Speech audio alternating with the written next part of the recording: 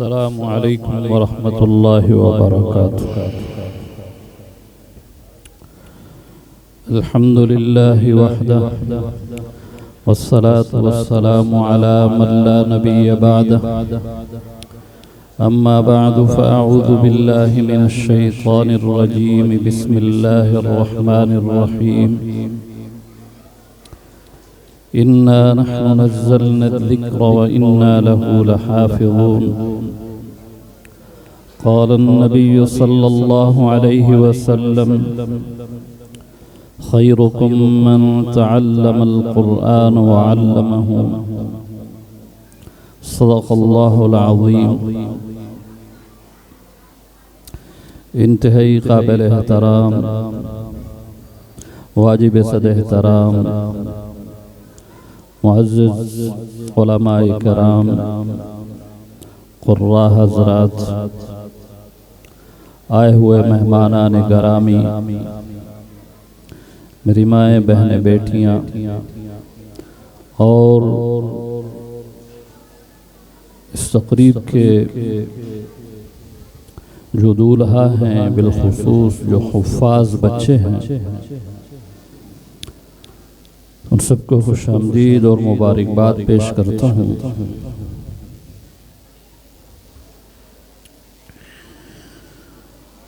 اور دعا گو ہوں اللہ تبارک و تعالی ہمارے بھائی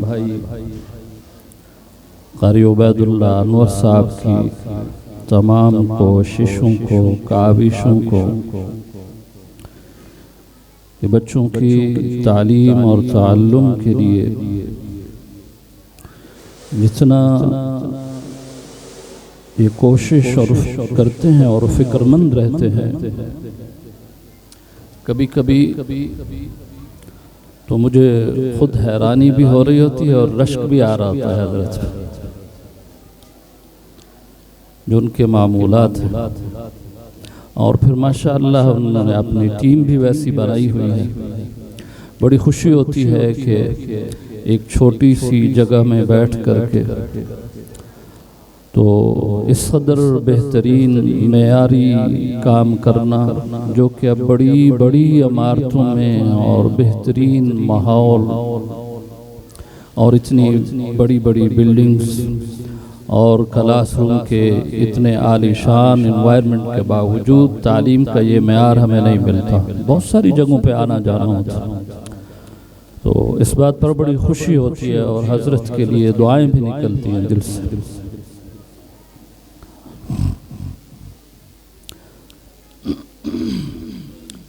یہ وہ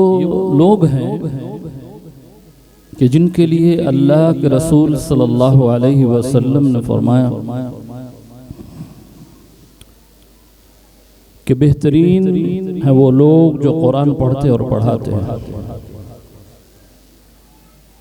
یہ اللہ جل شانہ کے خاص چنے ہوئے لوگ ہیں، اور یہ جو چھوٹے ننھے منھے بچے ہمیں قرآن پڑھتے نظر آتے ہیں، یقین جانے پوری ذمہ داری سے اور دینی اعتبار سے آپ تک یہ بات پہنچا رہا ہوں کہ اس دنیا کی جو بقا ہے وہ ان بچوں کی وجہ سے۔ یہ جو رات دن قرآن کی تلاوت کرتے ہیں، اس کی وجہ سے اللہ جل شانہ کے بہت سارے آنے والے جو عذاب اور مصائب اور مشکلات ہیں وہ اللہ ہٹا دیتا ہے ان بچوں کی وجہ سے۔ یہ ابھی بچے یہ ٹیبلو آپ کے سامنے پرفارم کر رہے تھے، وہ ان بچوں کو دیکھ کر کے اور وہ شاعر کے جو کلام تھا وہ الفاظ سن کر کے میرے سامنے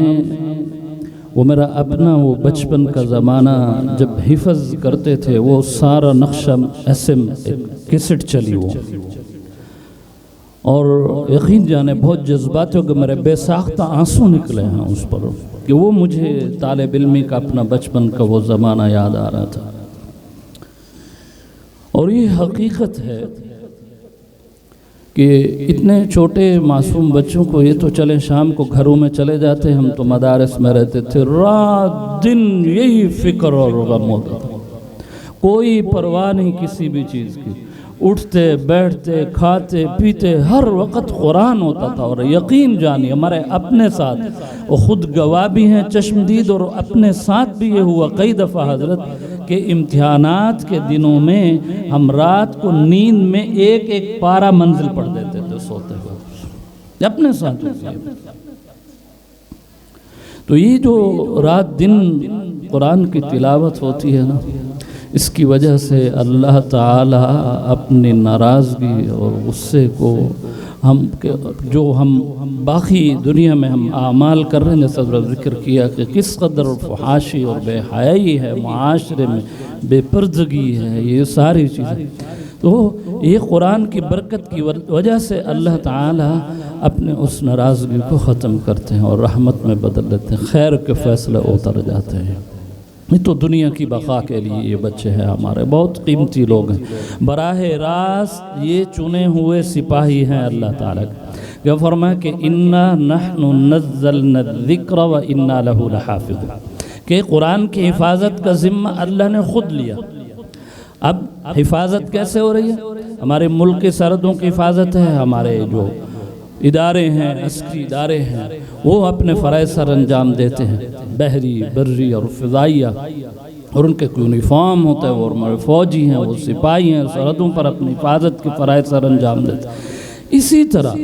قرآن کی حفاظت اللہ تبارک و تعالی وہ ان چھوٹے چھوٹے معصوم بچوں سے کس طرح کرواتے ہیں کہ سینہ بسینہ محفوظ کر کے، ایک سینے سے ایک سینے، یہ حفاظت کا انتظام ہے قرآن کا۔ ایک حفاظت ہے کہ وہ گن لے کر کے اسلحہ لے کر کے سرحد پہ کھڑا ہو، اور ایک حفاظت یہ ہے کہ اللہ تعالی نے اس کلام کو سینے میں ایسا محفوظ کر دیا کہ ہمارا 1 7 8 9 سال کا بچہ وہ اس کتابی شکل کا محتاج نہیں ہوتا۔ اس خطابت میں جو یہ کتابت ہوتی ہے اس میں کوئی غلطی آ جائے تو ہمارا 7 سال کا بچہ اس کو چیلنج کرتا ہے کہ قاری صاحب یہ لکھا ہوا غلط ہے، یہ پرنٹنگ کی غلطی ہوئی ہے، ایسا نہیں ہے، یہاں زیر زبر کا بھی فرق یہ بچہ نہیں چھوڑ دے۔ یہ حفاظت کروا رہے ہیں اللہ تعالیٰ اس کا۔ اور آقا صلی اللہ علیہ وسلم کا مبارک فرمان کہ اللہ تعالیٰ اس قرآن کے ذریعے سے، حضرت عمر رضی اللہ تعالیٰ عنہ بھی یہ بیان فرماتے ہیں کہ اس قرآن کے ذریعے سے اللہ تعالیٰ قوموں کو ترقی اور زوال دونوں کہ اگر عمل کریں قرآن پر، عمل پیرا ہو جائیں تو پھر اقوام کی ترقی کا ذریعہ اور سبب ہے۔ اور یہ وعدہ اللہ تعالیٰ کا آج بھی موجود ہے۔ آج اگر ہم ساری دنیا میں آپ دیکھیں کہ مسلمانوں کی جو حالت ہے، جہاں دیکھیں پچھلے تقریباً کوئی 1 صدی سے ہم دیکھ رہے ہیں کہ ہر جگہ دنیا کے ہر کونے میں مسلمانوں کو مار پڑ رہے، نہ عزت محفوظ، نہ مال محفوظ، نہ جان محفوظ، ہر طرف سے اپنے پرائے ظلم اٹھا رہے۔ اس کی یہ بڑی وجہ ہے ہم نے قرآن کو چھوڑا ہے، ہم نے قرآن کو چھوڑا ہے، اور چھوڑا کس طرح ہے کہ جو احباب جڑے ہوئے بھی ہیں قرآن کے ساتھ تو وہ محض اس کو برکت کی کتاب سمجھ رہے ہیں، جڑے ہوئے بھی ہیں تو بس برکت کی کتاب سمجھ رہے ہیں کہ ایک برکت کی کتاب ہے صبح ہونے کے لیے کہ ہمارے دن کے کام ہیں، صبح کا آغاز قرآن کی تلاوت سے کریں گے تو ہمارے دن کے کام اللہ بنا دے گا۔ اگر کوئی مصیبت پریشانی ہے تو قرآن پڑھ لیتے ہیں، قرآن پڑھوا لیتے ہیں، بس یہ برکت کے لیے ہم نے سمجھا۔ قرآن کی برکات حق ہیں، اس سے انکار نہیں۔ ابھی حضرت قاری صاحب بتا رہے تھے، یہ تو قریب کا ہے، اور بے شمار واقعات ہیں ایسے، اور صحابہ رضوان اللہ علیہم اجمعین کے دور سے بھی ہیں، موجودہ زمانے میں بہت سارے واقعات ہیں قرآن کی برکت، اس سے انکار نہیں ہے۔ لیکن اصل میں قرآن ضابطہ حیات ہے، زندگی گزارنے کا رہنما اصول ہے، اگر ہماری زندگی قرآن پر آ جائے تو اللہ کا وعدہ آج بھی موجود ہے، اور وہ اللہ تعالیٰ کی مدد نصرت وہ آج بھی اترنے کے لیے تیار ہے۔ وہ فرشتے قطار اندر قطار آج بھی اتر سکتے ہیں۔ ہم قرآن کو اپنے سینے سے گار، ہماری زندگی عملی طور پر قرآن کا نام ہے۔ آج بھی یہ ممکن ہے۔ ایک بہت تاریخی واقعہ آپ نے پہلے بھی سنا ہو، حضرت عمر رضی اللہ تعالیٰ عنہ جب بیت المقدس کی فتح کے لیے جاتے ہیں، بہت توجہ فرمائیں گے آپ حضرات، چونکہ حضرت ابو عبیدہ بن جراح رضی اللہ تعالیٰ عنہ وہاں قافلے کے امیر اور گورنر تھے، تو انہوں نے حضرت عمر کو خط لکھا کہ یہ لوگ کہہ رہے ہیں جو یہاں کے یہودی مذہب کے جو لوگ تھے، عیسائی پادری جو بیٹھے ہو، تو کہہ رہے ہیں کہ امیر المومنین خود آ جائیں تو ہم جنگ کیے بغیر آپ کے حوالے کر دیں۔ تو امیر المومنین نے کہا کہ میرے جانے سے جنگ نہ ہو تو اس سے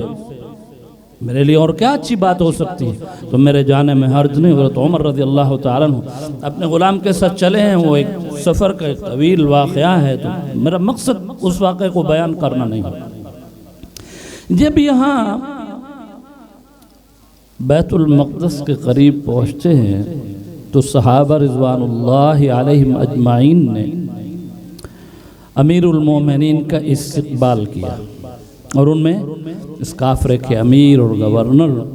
جرنیل حضرت ابو عبیدہ بن جراح رضی اللہ تعالیٰ عنہ بھی تھے، اور ان کو پتہ تھا کہ عمر کیسے آئیں گے، اور ایک پوشاک پہلے سے تیار کروا کے رکھی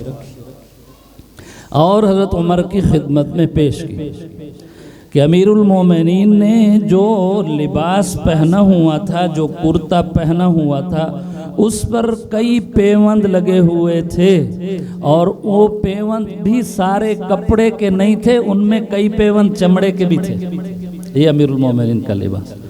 تو حضرت ابو عبیدہ بن جراح رضی اللہ تعالیٰ نے یہ فرمایا کہ امیر المومنین آپ یہ لباس بدل لیجئے، جو کرتا پہنا ہوا ہے نا، پیوند لگا ہوا، اس کو اتار دیجئے، اس کو پہنیے۔ تو حضرت عمر رضی اللہ تعالیٰ عنہ جلال میں آئے اور فرمایا ابو عبیدہ کاش یہ بات تم نہ کہتا مجھے، اس وجہ سے کہہ رہے تھے کہ سزا دیتے اس بات کہنے پر، ورنہ سزا دلواتے۔ فرمایا کہ ابو عبیدہ کاش یہ بات تو نہ کہتا مجھے، کیونکہ ابو عبیدہ رضی اللہ تعالیٰ عنہ یہ اس پائے کے صحابی ہیں جن کو آپ صلی اللہ علیہ وسلم نے فرمایا کہ میری امت کے امین ہیں، امین هذه الامہ، اس امت کے امین ہیں، اس پائے کے صحابی ہیں کہ حضرت عمر رضی اللہ تعالیٰ عنہ نے جب اپنے اس دنیا سے جانے کا وقت قریب آنے لگا شہادت کا، تو اس دنیا سے جانا کہ اب شاید میں چلا جاؤں اس دنیا سے، تو جو شورا بنائی تھی نا 6 لوگوں کی خلافت کے لیے، 6 لوگوں کی شورا جو بنائی تھی، تو اس شورا میں بناتے ہوئے یہ فرمایا کہ آج اگر ابو عبیدہ بن جراح زندہ ہوتے تو میں ان کو امیر نامزد مقرر کرتا، پھر میں شورا نہ بناتا۔ اس پائے کے اس درجے کے صحابی ہیں۔ تو فرمایا ابو عبیدہ کاش یہ بات تو نہ کہتا مجھ سے۔ اور اگلی بات سننے والی، فرمایا رب کعبہ کی قسم ہم ذلیل لوگ تھے، اللہ تعالی نے ہمیں عزت عطا کی، اور وہ عزت اللہ تعالی نے ہمیں قرآن کی وجہ سے دی ہے۔ فرمایا رب کعبہ کی قسم اگر آج تم قرآن کے علاوہ کسی اور چیز میں عزت کو تلاش کرو گے، فرمایا رب تمہیں پھر سے دوبارہ وہی ذلیل کر دے۔ حضرت عمر رضی اللہ تعالیٰ کی تاریخ ہے کہ قرآن کے علاوہ کسی اور چیز میں عزت کو ڈھونڈو گے تو رب تمہیں پھر سے ذلیل کر دے۔ تو آج اگر ہم زمانے میں عزت چاہتے ہیں، وقار چاہتے ہیں، تو پھر قرآن کو اپنے سینے سے لگانا ہوگا، اور وہ سینے سے لگانا صرف اس حد تک نہیں ہوگا کہ بس میں پڑھ رہا ہوں، میں تلاوت کروں اور برکت کے لیے اپنے کام بنانے کے لیے صبح تلاوت کر کے میں کہوں کہ میں تو مطمئن ہو گیا، میرے کام اللہ بنا دے گا۔ لیکن اس کائنات کی جو مسلمانوں کی تقدیر کا بدلنا ہے، وہ قرآن کو اپنے معاملات میں، معاشرت میں، تجارت میں وہ عملی طور پر شامل کرنا ہوگا، پھر اللہ حالات بدلیں گے انشاءاللہ۔ تو میں دعا گو ہوں اللہ تعالیٰ یہ جو ہمارے ننھے منھے بچے، بچیاں، بیٹیاں، میرے معصوم بچے قرآن پڑھنے والے، اللہ تعالیٰ ان کو قرآن کا داعی بنا دے، قرآن کا عالم بنا دے، قرآن کا عامل بنا دے، اور ساری دنیا کے لیے اللہ تبارک و تعالی ان بچوں کو نمونہ بنا دے کہ یہ قرآن کے داعی بن کر ساری دنیا میں قرآن کا علم بلند کر دیں۔ اللہ تعالی حضرت قاری عبید اللہ انور صاحب کی اس کوشش کاوش کو قبول فرمائے، اس ادارے کو دن دگنی رات چوگنی ترقی عطا فرمائے۔ آپ احباب سے بھی گزارش کرتا ہوں کہ آپ نے اپنے بچوں کو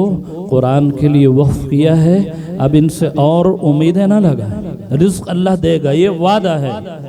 یہ وعدہ ہے اللہ کا، اور یہ وعدہ تب سے ہے کہ رسول اللہ صلی اللہ علیہ وسلم کی حدیث کا مفہوم ہے، فرمایا اللہ تعالیٰ نے اس کائنات کے بنانے سے بھی 50,000 سال پہلے سب کا رزق اور عمر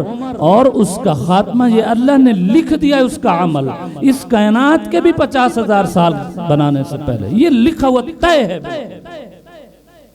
حضرت موسیٰ علیہ السلام جب گھر والوں کو تو کہہ کہ حضرت آپ نے مجھے فرمایا تھا کہ آپ نے وقت دے دیا تو پھر میں انشاءاللہ کلوز کرتا ہوں۔ حضرت موسیٰ علیہ السلام کو جب حکم ہوا نا کہ آپ مصر میں چلے جائیں تبلیغ کے لیے، مصر میں چلے جائیں، تو گھر سے تو گھر والوں کو کہہ کے گئے کہ جنگل میں ہی تھے، گھر والوں کو کہہ کے گئے کہ وہاں مجھے روشنی نظر آ رہی ہے تو کوئی آگ ہوگی میں لے کے آتا ہوں، آگ لینے گئے تھے۔ تو وہاں پہنچے تو کوہ طور پر تو نور کی تجلیات تھی، تو وہاں نبوت ملی اور حکم ہوا کہ مصر چلے جاؤ۔ اور دل میں خیال آیا، دل میں تھوڑا سا خیال آیا کہ بیوی کو تنہا جنگل میں چھوڑا ہے، کوئی اس کے سر پر ہے نہیں، یہ کیا ہوگا، ایسے تھوڑا سا خیال آیا نا۔ تو نبی کی تربیت تو اللہ خود فرماتے ہیں، براہ راست قدم قدم پہ ذرا سا خیال بھی نہیں بھٹکنے دیتے پاس، اسی وقت حکم ہو۔ یہ سامنے جو پتھر پڑا ہوا ہے اس پر، یہ ہاتھ میں جو چھڑی عصا ہے نا مارے اس پر، وہ موسیٰ علیہ السلام نے مارا، وہ پتھر ٹوٹا، اس کے اندر سے ایک اور پتھر نکلا، فرمایا اس پر بھی مارے، وہ پتھر ٹوٹا، اس کے اندر سے ایک اور پتھر نکلا، فرمایا اس پر بھی مارے، اس کو بھی، یہ تین پتھر ٹوٹے۔ جب تیسرا پتھر ٹوٹا اس کے اندر ایک کیڑا تھا اور اس کیڑے کے منہ میں بھی سبز پتا تھا، کہ ان 3 پتھروں کی تہ میں جو ذات ایک کیڑے کو سبز خوراک دے سکتی ہے تو وہ ایک انسان کو جس کو اشرف المخلوقات بنا وہ کیسے بھوکا سونے دے؟ بے فکر ہو جائیں اس بات سے کہ آپ یہ سمجھیں کہ میں نے اس بچے سے روزی رزق کموانا ہے، بول جائے اس بچے کو دین کا داعی مبلغ بناتے، اس بچے کو کہ یہ قرآن کا علم لے کر کے ساری دنیا میں پھیل جائے، قرآن کا کام کرنے والا بن، اور اس بچے کو گھر میں ماحول بھی دیا کریں بھائی، اس بچے کو گھر میں ویسا ماحول بھی دیا کریں۔ ہمارے گھروں میں جب بچے ہمارے قرآن مجید حفظ کرنے کے لیے ہم لگا دیتے ہیں، یہ ضروری ہے کہ ان بچوں کو ویسا ماحول ملے، ورنہ ادارے والوں کو بھی پریشانی ہوتی ہے، آپ بھی پریشان ہوتے ہیں، روز شکایات ایک دوسرے کے ساتھ ہو رہے، تو اس لیے ان بچوں کو گھر میں ماحول دیا کریں۔ اور پھر یہ بچے جب حافظ قرآن بن جاتے ہیں نا، حضرت قاری صاحب بھی یہ شکوہ فرما رہے تھے، ہم نے بھی دیکھا ہے کہ جو ہی یہ بچے حافظ بنتے ہیں اور اس کو منزلیات کروانے میں ادارے والے استاد یقین جانے ان کا جگر کا خون لگتا ہے اس پر، اس بچے کو قرآن یاد کروانے کے لیے ادارہ اور استاد وہ کس قدر سختی اور مشقت سے گزرتے، اس بچے سے بھی زیادہ سخت حالات آتے ہیں ادارے اور استاد پر. اس بچے کو قرآن یاد کرو، یقین جان یہ پوری ذمہ داری سے کہہ رہا ہوں یہ بات میں آپ سے. تو جب یہ بچہ سال بعد آ کے ملتا ہے نا، یہ جنرل ایجوکیشن میں بچے چلے جاتے ہیں دوسرے اداروں